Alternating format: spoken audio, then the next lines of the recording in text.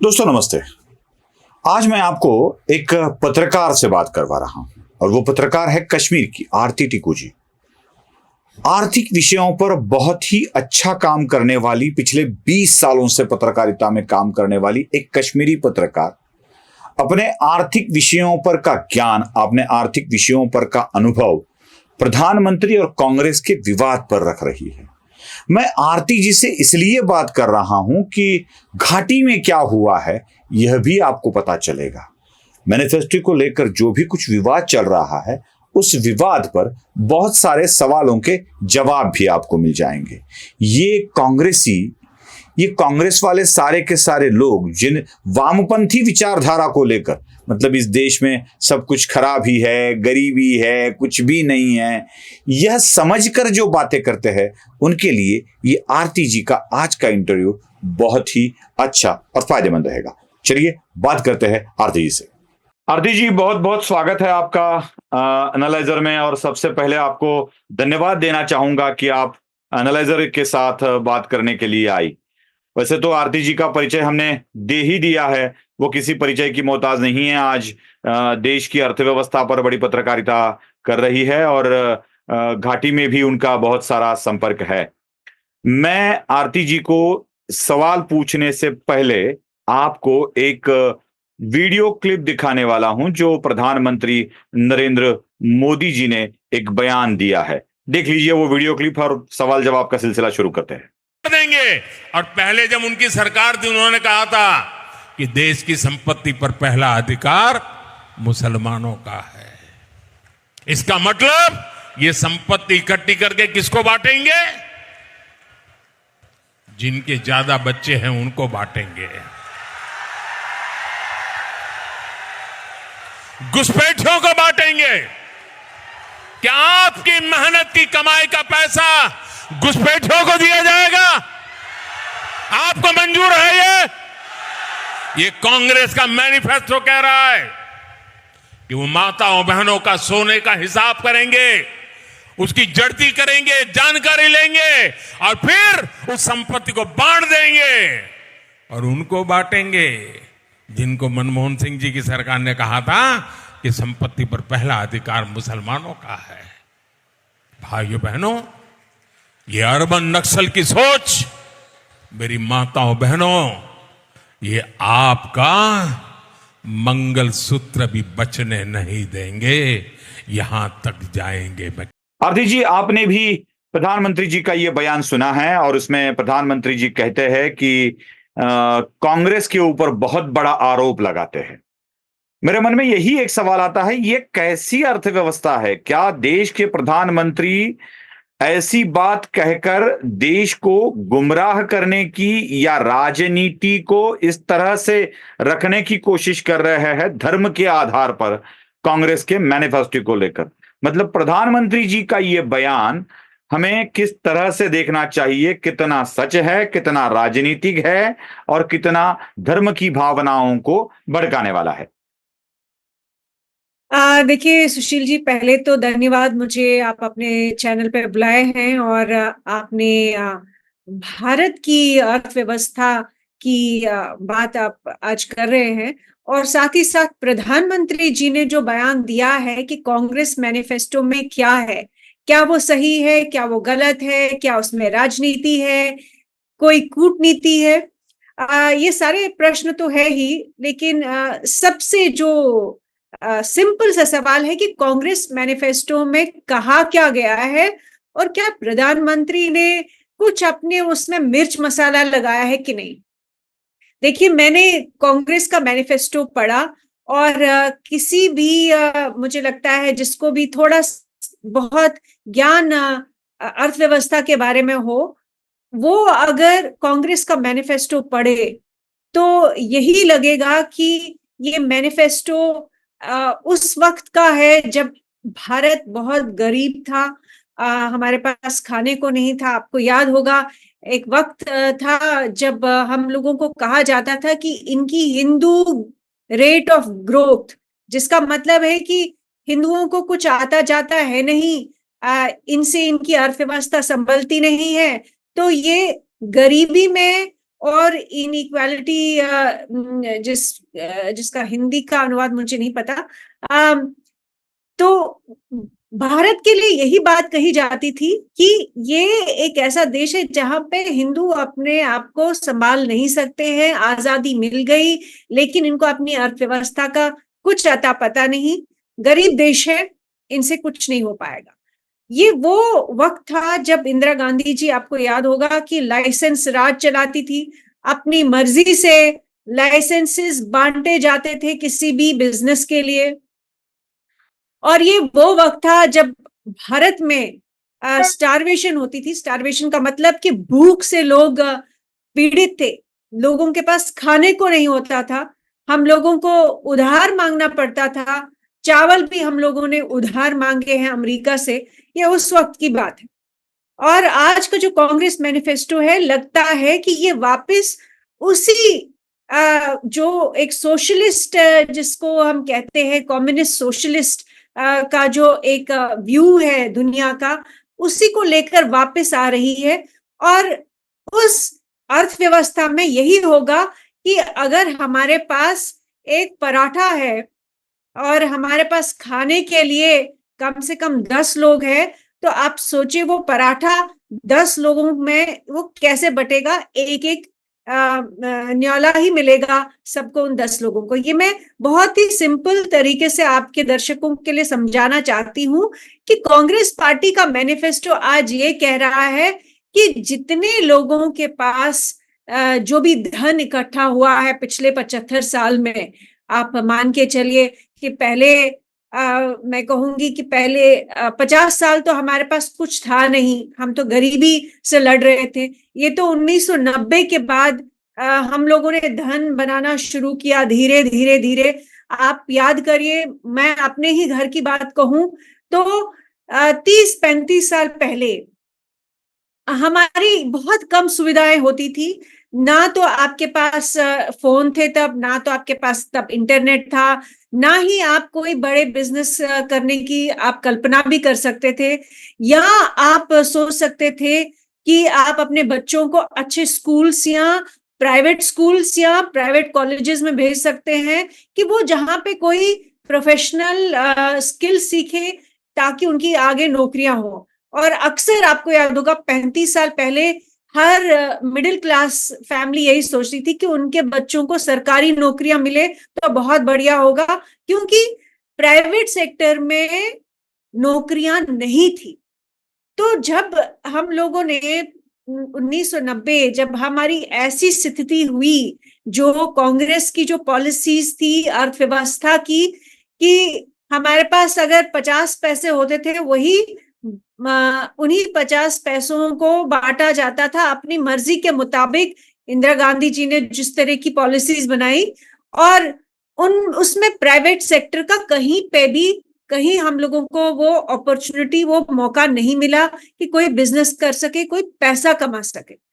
तो उस वक्त लगभग मैं ये कहूंगी कि सारा देश ही एक तो गरीब था, और खाने को बहुत ज्यादा नहीं होता था, कपड़े भी आपके पास 2-3 होते थे, जूता एक होता था तो बहुत बड़ी बात थी।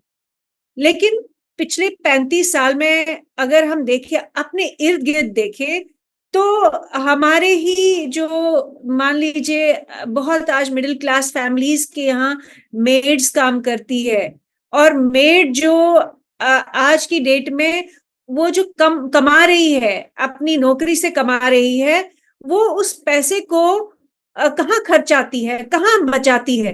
वो उस पैसे के, या तो वो गहने खरीदेगी कि आगे आने वाले समय पे वो गहने आपको, आपके दर्शक मेरे साथ जरूर एग्री करेंगे कि महिलाएं जो है खासकर भारत में, वो सेविंग्स उनकी धन के लिए होती है, जो धन की सेविंग्स होती है वो गहनों में हो जाती है, या वो अपने पति को या अपने परिवार को मजबूर करती है कि वो घर खरीदे या कोई छोटी मोटी एक जमीन का टुकड़ा खरीदे। तो जब कांग्रेस मैनिफेस्टो ये कह रहा हो कि हम सारी जितनी भी संपत्ति इकट्ठी हुई है पिछले 30 साल में, जब से हम लोगों ने प्राइवेटाइजेशन को बढ़ावा दिया, हम लोगों ने जो अर्थव्यवस्था को खोल दिया, लोगों की लोग बाहर से जो है निवेश हुआ और हम लोगों ने अपने अपने छोटे छोटे बिजनेसेस खोले, दुकानें खुली। इनफैक्ट मैं पूरे देश का जब भ्रमण करती हूँ तो मैंने देखा कि प्रधानमंत्री मोदी जी की कई सारी पॉलिसीज की वजह से लोगों में इतनी ये क्षमता आई और इतनी कॉन्फिडेंस आई कि वो भी एक छोटा मोटा अपना व्यापार कर सकते हैं। मैंने गरीब लोगों को जिनके पास जो सिर्फ प्रधानमंत्री की आवास योजना हो, अन्न योजना हो, गैस उज्ज्वला योजना हो या टॉयलेट, जितनी भी प्रधानमंत्री जी की स्कीम्स 10 साल में हुई है, उनसे जो फायदा हुआ है गरीब लोगों को, अब वो उनमें ये क्षमता आई है कि वो अपना बिजनेस शुरू करें। मैंने रेडियां देखी है जहां पे पकोड़े बेचे जाते हैं। कई सारे लोग ये मजाक बनाते हैं कि पकोड़े बनाने वाले भी क्या कोई कमाई करते? बिल्कुल गलत है। पकोड़े बनाने वाला भी उतना ही एंटरप्रेन्योर है, वो उतना ही उसमें जज्बा है कुछ बनने का और अपनी फैमिली को आगे बढ़ाने का, जितना कि एक मिडिल क्लास या एक टाटास या अंबानीज या अदानीज को है। वो जो जज्बा है वो सेम है। और वो मैं देखती हूँ कि जब कांग्रेस कह रहा है कि पिछले 35 साल में जो भी हमने चेंजेस लाई वो रिवर्स करने की बात कर रहे हैं। वो ये कह रहे हैं कि जिनकी भी संपत्ति है, जितना भी वेल्थ क्रिएट हुआ है, लैंड है, प्रॉपर्टी है, जमीन है, जायदाद है, वो उस सबको उसका अध्ययन करेंगे और उसके बाद वो जितने भी आप देखिए कांग्रेस पार्टी के बारे में सबको मालूम है कि बांग्लादेश से जो इमिग्रेंट्स आए, जो लोग आए, नाजायज तरीके से आए, जायज तरीके से नहीं आए, वो कागजों के साथ नहीं आए। तो लेकिन वो इसलिए कांग्रेस पार्टी ने उनको आने दिया क्योंकि उनको कहीं ना कहीं ये लगा कि मुस्लिम वोट बैंक जो है वो लगातार उनको पावर में ले आएगा, वो उनको जितना अंदर आने देगा, जितना उनके बारे में बात करेगा, उनके वोट उतने ही बढ़ेंगे। और अगर आज प्रधानमंत्री कह रहे हैं घुसपैठियों को दिया जाएगा वो सारा धन, जो कांग्रेस अपने मैनिफेस्टो में कह रहा है कि वो सारे धन का, सारे लैंड प्रॉपर्टी, जिसने छोटा घर बनाया हो या बड़ा से बड़ा घर बनाया हो, वो सारा संपत्ति एक बार अध्ययन करके फिर बराबर बराबर टुकड़ों में बांटा जाएगा। वही बात कि 10 लोग हैं एक पराठे के लिए, और एक पराठे का आप सोचिए एक एक टुकड़ा जो मिलेगा लोगों को, वो किनको मिलेगा? वो बिल्कुल उन लोगों को भी मिलेगा जो बांग्लादेश से नाजायज तरीके से आए हैं, वो रोहिंग्यास भी जो नाजायज तरीके से भारत में रह रहे हैं उनको भी मिलेगा। और बिल्कुल अगर आप देखिए 1 मिनट के लिए मानते भी है कि कांग्रेस पार्टी जो है वो बराबर बराबर सब में बांटना चाहती है। 10 बच्चे हैं इस देश में और 10 बच्चों के बीच में वो बांटना चाहती है। लेकिन अब आप देखेंगे कि अगर एक मोहल्ले में 4 परिवार है, उनमें उन 4 परिवारों में एक परिवार जो है बहुत मेहनत कर रहा है, जमीन में जाके अपनी खुदाई करता है, वो अपना खेती करता है, खेती बाड़ी से पैसा कमाता है और उसके पास 100 रुपए आते हैं। लेकिन 3 जो परिवार है वो कोई काम नहीं करते हैं, वो इसी आशा में बैठे हैं कि कोई उनकी मदद करेगा। और अगर कांग्रेस पार्टी पावर में आती है तो वो इस एक परिवार से जिसने 100 रुपए बहुत मेहनत से कमाए हैं, वो 100 रुपए जो है वो 4 परिवारों में बांटेगी। मतलब 25-25 रुपया जो है वो उन 4 परिवारों में बटेगा, जबकि मेहनत सिर्फ एक परिवार ने की है। तो ये बहुत मुझे लगता है कि गलत तरह की अर्थव्यवस्था है। इससे हमारा कभी भी भला नहीं हुआ। जब हम लोग गरीब थे 70 के दशक में, 80 के दशक में, आजादी के बाद जो लगातार जो अर्थव्यवस्था जिस तरह से हमने चलाई, कांग्रेस पार्टी ने चलाई, उससे हम लोग ज्यादा गरीब हुए ना कि अमीर हुए। और वही अगर पॉलिसी कांग्रेस दोबारा लेके आती है तो भारत ये पक्का मान के चलिए कि और गरीब होगा। गरीब आज ये अपने कहीं ना कहीं दिल में ये उसके एक ख्वाब है, एक आकांक्षा है कि वो अगर 10 पैसे संभाल रहा है, 100 रुपए संभाल रहा है, अपने सेविंग कर रहा है, उसमें से वो 50 रुपए सेविंग करके कोई अपना नया कोई व्यापार करे। ये आज उसमें इतना कॉन्फिडेंस आया है। और अगर कांग्रेस की पॉलिसीज आती है तो ये क्षमता और ये उसमें जो आकांक्षा है, ये मान के चलिए ये खत्म हो जाएगी। ये नहीं होने वाला है, क्योंकि वो जितनी भी उनकी धन संपत्ति है वो बढ़ जाएगी लोगों में। आरती जी, दूसरी बात में ये आरती जी, हाँ, एक मिनट आपके लिए आपको रोकता हूं। इसी सिलसिले में राहुल गांधी का एक बयान दक्षिण भारत की सभा में है।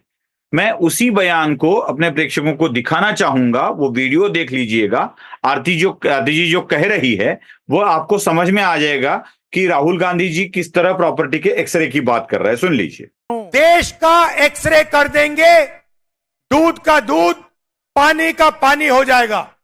माइनॉरिटीज को पता लग जाएगा कि इस देश में उनकी भागीदारी कितनी है। इसके बाद हम फाइनेंशियल और इंस्टीट्यूशनल सर्वे करेंगे, ये पता लगाएंगे हिंदू किसके हाथों में है, कौन से वर्ग के हाथ में है। और इस ऐतिहासिक कदम के बाद हम क्रांतिकारी काम शुरू करेंगे। जो आपका हक बनता है वो हम आपके लिए आपको देने का काम करेंगे। सुना, यही राहुल गांधी कह रहे हैं कि एक्सरे होगा, सबका ये किया जाएगा, रिवैल्यूएशन किया जाएगा और बाद में उसको सब में बांटा जाएगा। यही बात राहुल गांधी कह रहे हैं, वही बात को समझाने की कोशिश कर रहे हैं। आरती जी, क्या ये कम्युनिज्म वाली विचारधारा का प्रभाव दिखता है कांग्रेस की इस मैनिफेस्टो में? ये भी बता दीजिए, और आप जहां रुकी थी वहीं से शुरू कर दीजिए। बिल्कुल, देखिए ये वामपंथी विचारधारा ही है। और आप अगर सोचे कि वामपंथी विचारधारा से क्या मिला, मैं कश्मीर से हूं और वामपंथी विचारधारा का एक बहुत बड़ा फॉर्मूला जो आजादी के बाद अपनाया गया वेस्ट बंगाल में, केरला में, जम्मू कश्मीर में, जिसको लैंड रिफॉर्म्स कहते हैं, कि मतलब जमीन जो थी वो जिनके पास आजादी से पहले जो जमीन थी वो भारत सरकार ने ले ली और वो फिर बांट दी लोगों में। उसका सबसे बड़ा उदाहरण कि जहां पे सबसे बड़ा अन्याय हुआ जो कांग्रेस पार्टी ने किया, वो जम्मू कश्मीर मेरी स्टेट है, जहां पे आप सोचे कि कश्मीरी हिंदुओं के पास जमीनें हुआ करती थी। डोगरा महाराजा जो थे उनके under Kashmiri Hindu agricultural land संभालते थे। 2 किस्म की जमीन संभालते थे, एग्रीकल्चरल लैंड जो राजा की थी, जो राज्य की थी, वो संभालते थे, और दूसरी जो जमीन एग्रीकल्चर की ही, खेती बाड़ी की ही, वो जो खरीदी हुई जमीन थी उसको चलाते थे। और उसमें क्या हुआ, जब ये लैंड रिफॉर्म्स, वामपंथी विचारधारा की बात कर रही हूं, जब ये लैंड रिफॉर्म्स लाए गए, उसमें ये हुआ कि कश्मीरी हिंदुओं की जमीनें, लगभग 1000 कनाल की जमीनें जो है वो बांटी गई मुसलमानों में। मुसलमान और ये कहा गया कि ये जो है ये अर्थव्यवस्था में रीडिस्ट्रीब्यूशन ऑफ वेल्थ जिसको कहते हैं, कि हमने सारी जमीन जायदाद का मुआयना किया हुआ है और इसमें मुसलमान जो है वो ज्यादा गरीब है, तो इसलिए वो सारी जो जमीन है वो बांटी गई और वो मुसलमानों को दी गई।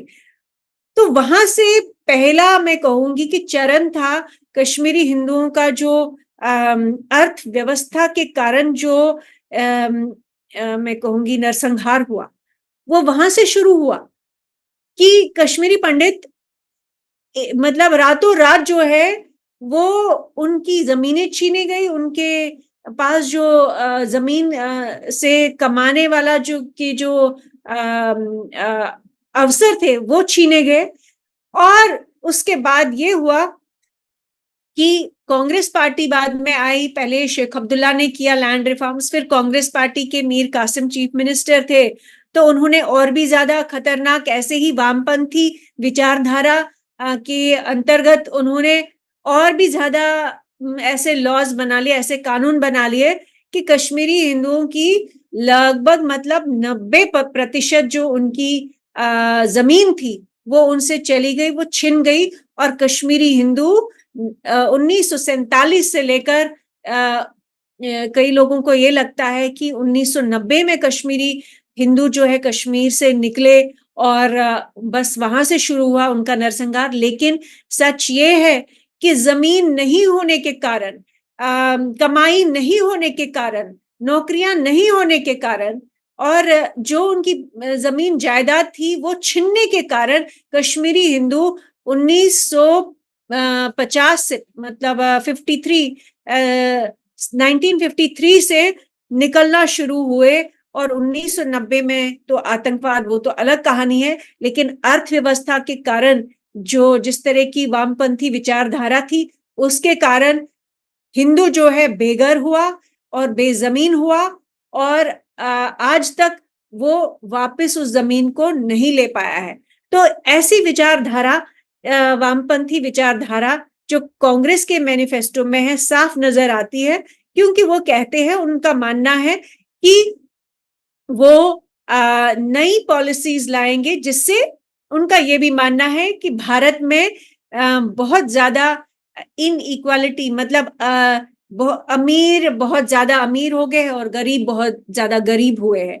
लेकिन किसी भी गरीब को अगर पूछा जाए, मैं कोई अमीर घर से नहीं आती हूँ सुशील जी, मैं एक तो बहुत ही साधारण कश्मीरी हिंदू परिवार से हूँ, जिनका वैसे ही बहुत कुछ छिन गया था 1990 से पहले, जैसे मैंने कहा कि जमीन जायदाद तो वैसे ही छिन गया था। और जब हम लोग विस्थापित हुए, कश्मीर से निकाले गए आतंकवाद की वजह से, उसके बाद हम लोग और भी ज्यादा गरीब हुए।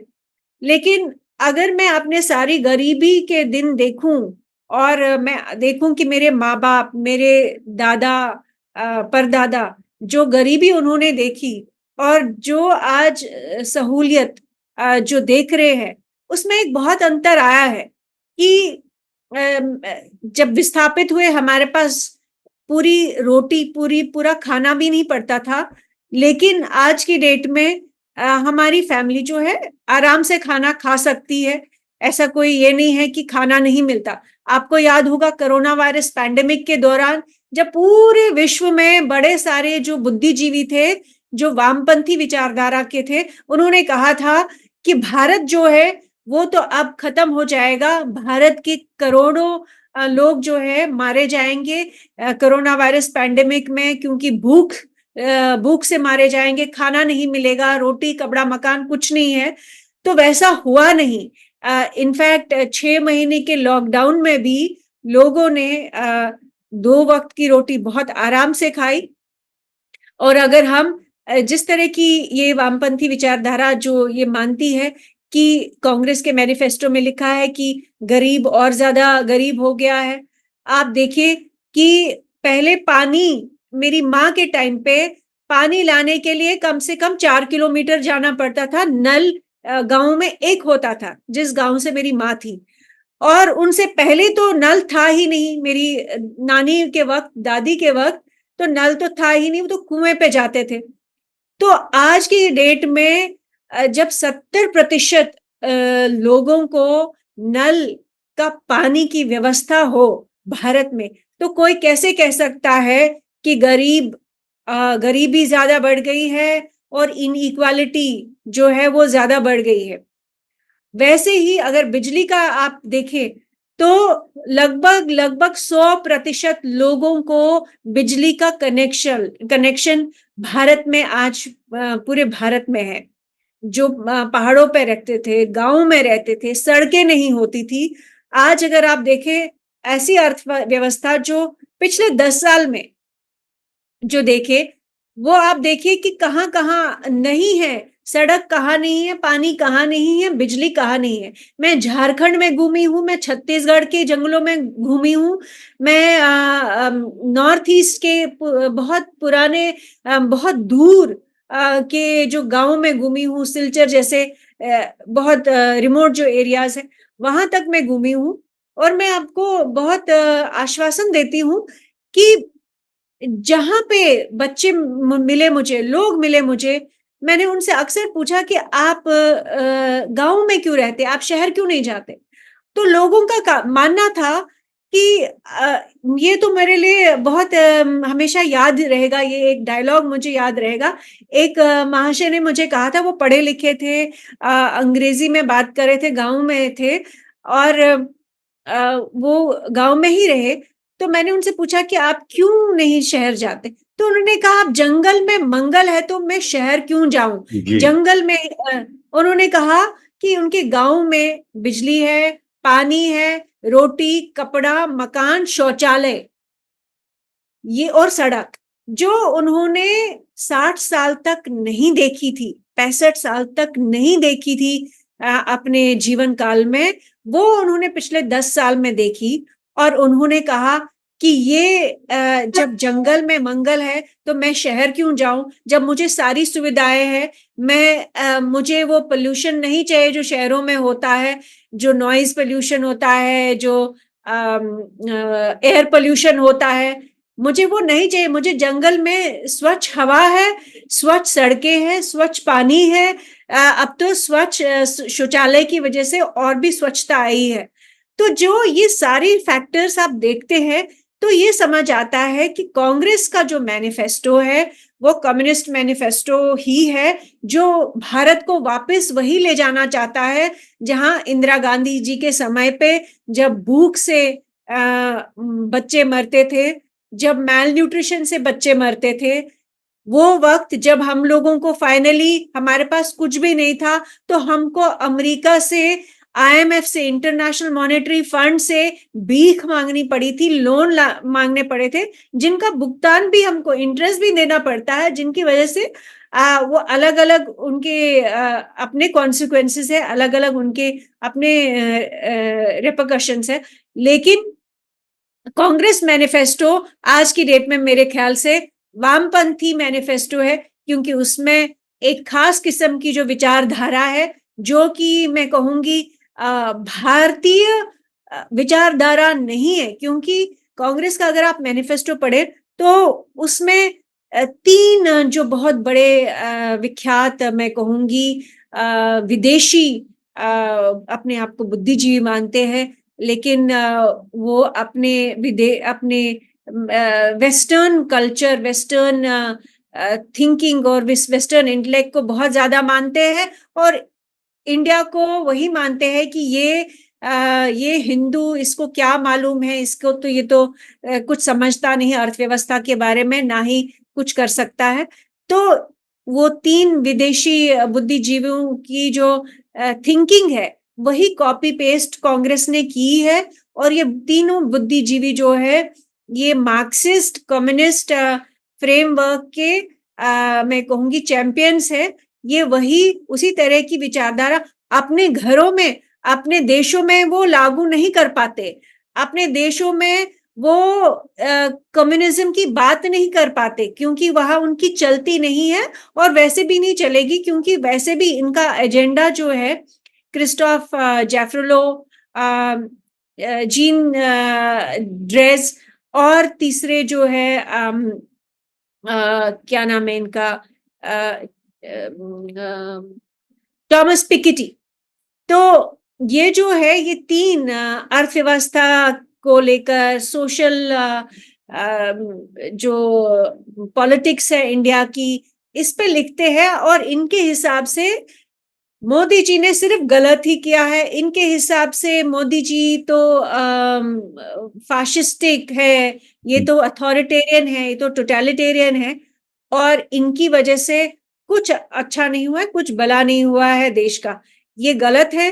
ये विचारधारा इनकी जो भारत के लिए है, ये सिर्फ ये तब तक अच्छी है, इनको भारत तभी पसंद है जब कांग्रेस पार्टी पावर में होती है, जब इनके चहेते हार्वर्ड से हो, ऑक्सफोर्ड से हो, वहां के जो लोग हैं, जो यहाँ के कांग्रेस के लोगों को एडवाइस करते हैं, सलाहकार जो बनते हैं, ये उन्हीं के सलाहकार है। इसमें जीन ड्रेस और जो पिकेटी है और जेफरोलो है, ये कांग्रेस पार्टी के सलाहकार हैं। तो इनका ही जो जो विचारधारा है, उसी विचारधारा से कांग्रेस पार्टी ने अपना मैनिफेस्टो बनाया है और उसमें सबसे ज्यादा वो लगता है कि वामपंथी विचारधारा का सबसे ज्यादा इम्प्रेशन इनके मैनिफेस्टो में। मैं अर्थव्यवस्था पर ही बात चल रही है तो आजकल सोशल मीडिया मतलब इंस्टा, ट्विटर, यूट्यूब इन पे रोजगार मानो खत्म सा हो गया है इस देश में। इस तरह की चर्चाएं बढ़ रही है और इसको बढ़ावा भी बहुत अच्छे तरीके से मिल रहा है। मुझे सिर्फ एक उदाहरण देना है। मैं ये समझना चाहता हूं आपसे कि क्या इसे अर्थव्यवस्था कहते हैं। मैं अकेला एक उदाहरण आपको दे देता हूं कि मैंने संपादक का पद छोड़ दिया और आ गया यूट्यूब पर। आज मराठी, हिंदी और आध्यात्मिक चैनल चलाकर 5 लोगों को मेरे ही ऑफिस में रोजगार दे रहा हूं। जो एक अच्छे पत्रकार के ऑफिस में जितना पैसा मिलता है उतना ही पैसा मेरे सहयोगियों को यहां पर भी मिलता है। मैं एक अकेला 5 लोगों को रोजगार दे रहा हूं और मैं छठा जो इसके ऊपर जी रहा हूं।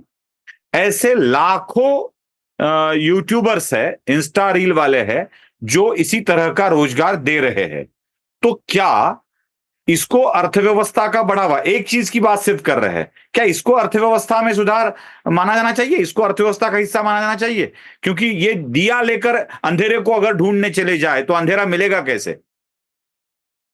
देखिए, जैसे जैसे दुनिया बदल रही है और टेक्नोलॉजी आ रही है, वैसे ही जो है नौकरियां, जो पहले, आज से पहले मान लीजिए 40 साल पहले बहुत सारी नौकरियां थी जो गायब हो गई। जैसे ही भारत ने अपनी अर्थव्यवस्था को खोला और विदेशी निवेश आया और प्राइवेटाइजेशन हुई, तो अलग अलग सेक्टर्स में नए नए नौकरियां मिली। जैसे कि 1990 से पहले यहाँ पे लोगों के पास अपनी प्राइवेट कार्स तो होती नहीं थी। अब लेकिन जब हम लोगों ने अर्थव्यवस्था को खोला तो हम लोगों ने कारों को यहाँ जोड़ना शुरू कर दिया। विदेशी कारें यहाँ जुड़ती, असेंबल होती है उनके, और यहाँ के लोग वो गाड़ियां खरीदते हैं और इस्तेमाल करते हैं। अब इसमें देखिए कितने सारे नए जॉब्स जुड़ गए कि पहले चूंकि प्राइवेट गाड़ियां होती नहीं थी, हम लोग अपना ही वो जो वामपंथी विचारधारा की अर्थव्यवस्था थी उससे चले जा रहे। हाँ, तो अब जो है पिछले 35 साल में आपको मिलेगा, होंडा की भी गाड़ी मिलेगी, आपको मारुति की भी मिलेगी, आपको फोर्ड की भी गाड़ी मिलेगी, तो टोयोटा की भी गाड़ी मिलेगी। और इनकी कितनी फैक्ट्रीज जो है भारत में, कितने ही लोगों को इन्होंने व्यवसाय दिया है, इनको नए स्किल सिखाए हैं और कितने सारे घर जो है इससे आबाद हुए हैं। अब हम आ रहे हैं यूट्यूब पे, तो कई सारे जो नौकरियां थी, जब अखबार थे, अखबार काफी अरसे से है भारत में, लेकिन पहले एक आधा अखबार होते थे, 1-2 अखबार होते थे आजादी से पहले। आजादी के बाद कुछ और 3-4 हो गए, और जब से 1990 से अगर आप देखें, जब अर्थव्यवस्था खुली, वो अखबार इतने खुल गए, इतने लोगों ने हर छोटे गांव में अपना अखबार निकालना शुरू कर दिया। उसमें कई सारे लोगों की नौकरियां आई। दो ही चीजें ज्यादा, एक अखबार और दूसरा बार। हाँ बिल्कुल। तो उसमें लोगों ने पढ़ना सीखा, लिखना सीखा, बोलना सीखा। अब अखबार का जो है एक, चूंकि टेक्नोलॉजी इतनी आ गई, अब अखबार भी वही पढ़ते थे जो पढ़े लिखे होते थे। और टेक्नोलॉजी ऐसी आई कि फोन आया, पहले फोन आया, फोन के बाद अब इंटरनेट आया, इंटरनेट के बाद जो है इंटरनेट फोन पे आया, तो स्मार्टफोन जिसको कहते हैं। और स्मार्टफोन पे ये जरूरी नहीं है कि मेरी माँ जो कि पढ़ी लिखी नहीं है वो फोन ऑपरेट कर सकती है, वो फोन पे सब कुछ देख सकती है, सुन सकती है, समझ सकती है, सीख सकती है यूट्यूब पे कि कौन सा खाने का क्या रेसिपी है। या मोदी जी ने, वो मोदी जी की को अक्सर देखती है, उनके सारे स्पीचेस सुनती है, तो वो मोदी जी ने क्या कहा और मोदी जी की जो पॉलिसीज है उसके जीवन पर उसका क्या असर होगा वो सब ये फोन पे देख पाती है, सुन पाती है।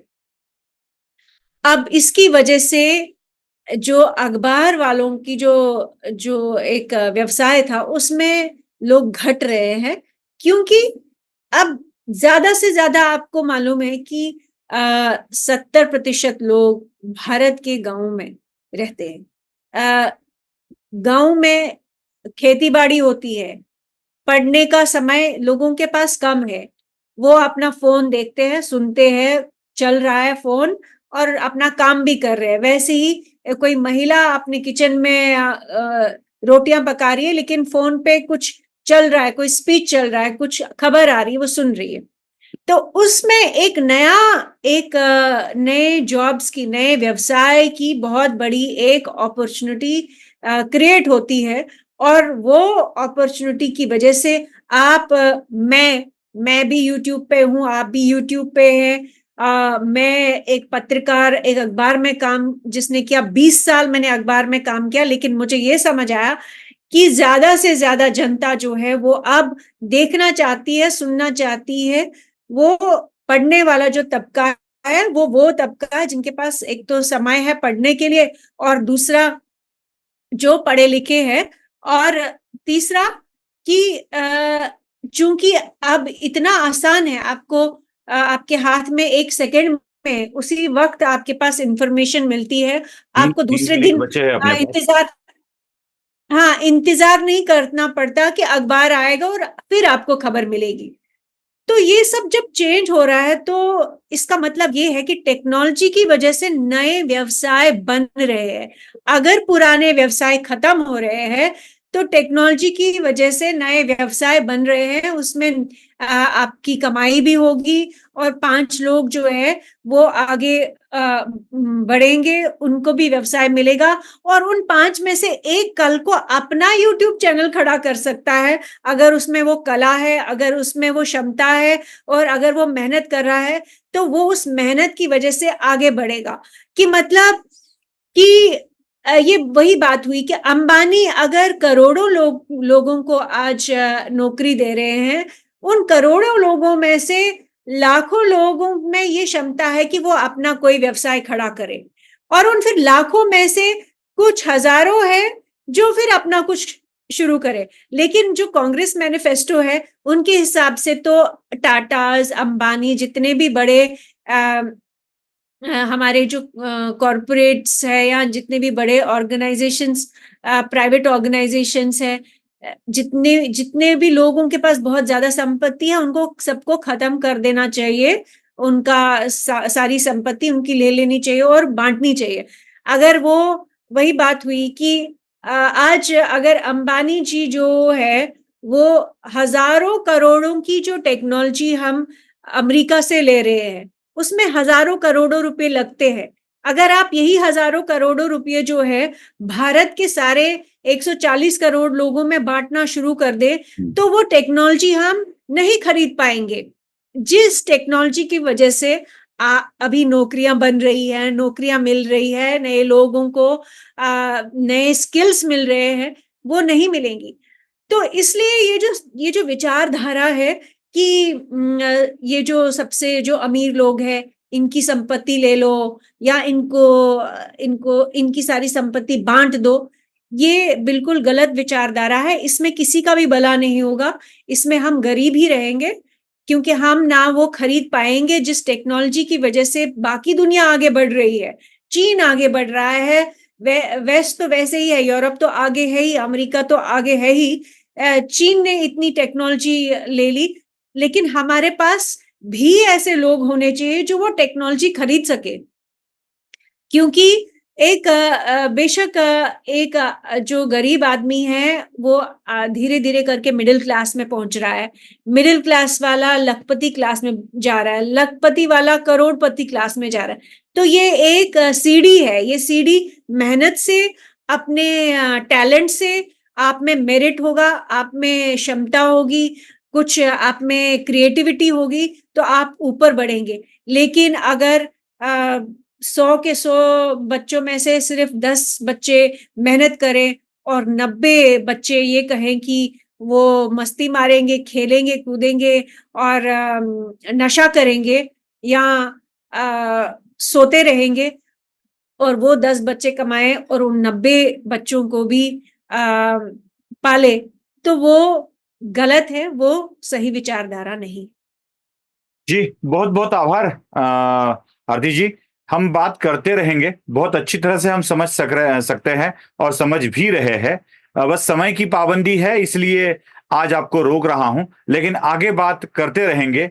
क्या यही अर्थव्यवस्था है, इस विषय पर आपके विचार जानते रहेंगे। धन्यवाद।